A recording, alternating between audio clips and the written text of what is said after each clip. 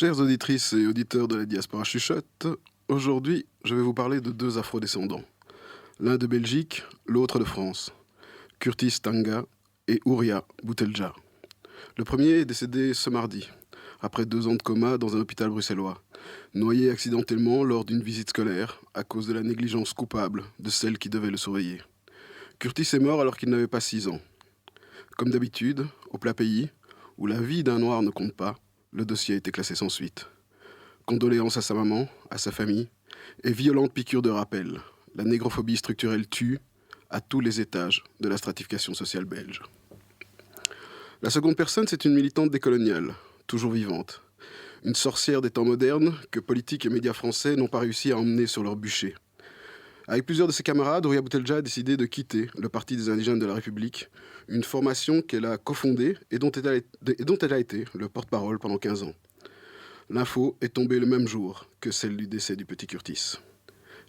Alors, une scission au sein d'un parti français décolonial et anti-impérialiste mérite-t-elle qu'on s'y penche? Oui, assurément. Et bien plus que sur les clowneries d'un belgo-blanc-bec nombriliste qui préside, désormais sous tutelle, la droite francophone la plus bête du monde. Ouria Boutelja, c'est d'abord un activisme ininterrompu depuis le fameux appel des indigènes de la République, réunissant plus de 8000 personnes à Paris en 2005. Depuis, des centaines d'autres manifestations, conférences et événements ont relié, sinon soudé, tous ceux qui se reconnaissent ou se sentent appelés vers un horizon décolonial. Ouria Boutelja, c'est aussi la réactivation, politiquement pertinente et offensive, du mot indigène.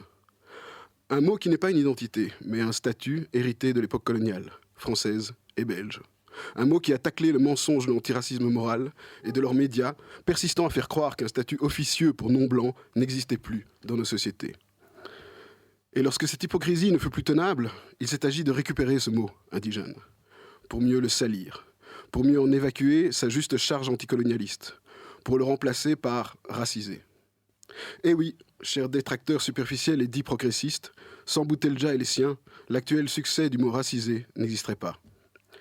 Mais en France comme en Belgique, lorsqu'on se montre intègre, radical, visionnaire, et que, d'année en année, on gagne en influence politique, la réaction blanche travaille, avec plus de férocité encore, à vous diaboliser. Nous y sommes. Et Boutelja l'exprime sans détour dans sa lettre de démission. Ouvrez les guillemets. Aujourd'hui, toutes les portes nous sont fermées. Devenus trop radioactifs, nous sommes même un fardeau pour nos amis qui n'ont d'autre choix que de devenir radioactifs à leur tour ou de devenir des traîtres de raison. C'est la fin d'un cycle qui a connu la naissance et l'épanouissement spectaculaire de l'antiracisme politique. Mais son apogée et ses succès ne pouvaient que s'accompagner du sacrifice de l'organisation qui a été le cœur palpitant et la cheville ouvrière de ce phénomène politique, d'un sacrifice à la hauteur de l'affront, à la hauteur du crime de lèse-blanchité. Ouria Boutelja, c'est encore, en 2016, un essai flamboyant intitulé « Les Blancs, les Juifs et nous » vers une politique de l'amour révolutionnaire. Un ouvrage qui tutoie les fulgurances d'un Fanon, d'un Césaire. Un livre important que la chroniqueuse française Judith Bernard a disséqué en temps et en heure dans un entretien avec son autrice. Toujours accessible en ligne, il s'agit d'une des rares interviews audiovisuelles dépolluées de toute diabolisation médiatique, lumineuse d'intelligence et de sensibilité de chaque côté du micro. En voici un extrait. Judith Bernard. La préface de votre livre s'ouvre sur « Heureux soient les fêlés, ils laisseront passer la lumière ». Je m'intéresse à cette fêlure, car elle n'est pas seulement la fêlure d'un engagement radical prêt à tout, y compris à prendre des risques personnels. J'ai cru sentir cette fêlure dans votre énonciation. Il y a quelque chose comme une déchirure, une fêlure dans l'identité à partir de laquelle vous vous exprimez. Acceptez-vous, Ouria Boutelja, que je vous prête cette fêlure que vous reconnaissez dans votre entourage? Et Ouria de répondre, c'est une belle interprétation qui me plaît. Si je les reconnais comme fous, c'est que je le suis moi-même, vous avez raison. C'est ce que les observateurs ne voient pas, notre fêlure.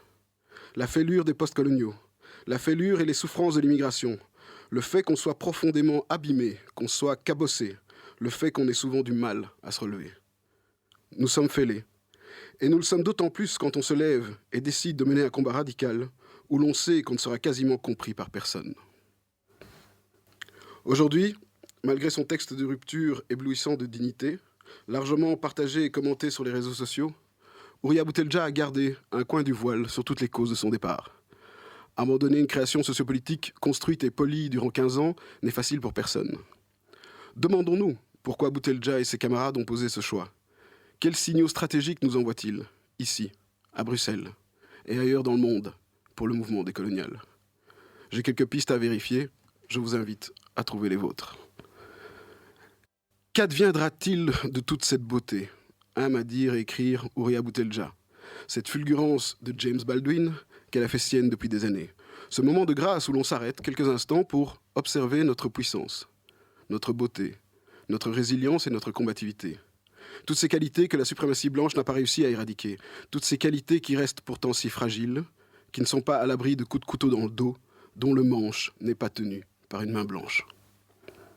Tout afro-descendant, tout racisé, tout indigène qui a travaillé à se politiser, à aiguiser son esprit critique, à se méfier des fakes médiatiques, chacune de ces personnes sait ce qu'il doit à la production comme au courage d'Ouria Boutelja.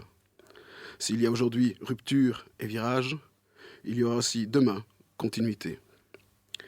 Et je vais conclure cette chronique par un extrait de son livre. Un extrait qui, je l'espère, Inch'Allah, pourra tourmenter les ordures qui ont classé sans suite l'enquête qu'il fallait mener sur les circonstances de la mort programmée du petit Curtis. Nous serons ce que nous aurons mérité d'être, c'est tout. Ce qui est vrai pour nous tous, blancs ou noirs.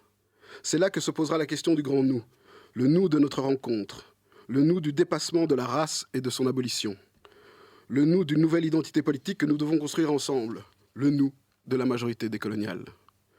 Le nous de la diversité de nos croyances, de nos convictions et de nos identités, le nous de leur complémentarité et de leur irréductibilité. Le nous de cette paix méritée parce que nous l'aurons payée au prix fort. Le nous d'une politique de l'amour qui ne sera jamais une politique du cœur, car pour réaliser cet amour, nul besoin de s'aimer et de s'apitoyer. Il suffit de reconnaître et d'incarner ce moment juste avant la haine pour la repousser autant que faire se peut et, avec l'énergie du désespoir, conjurer le pire. Ce sera le nous de l'amour révolutionnaire.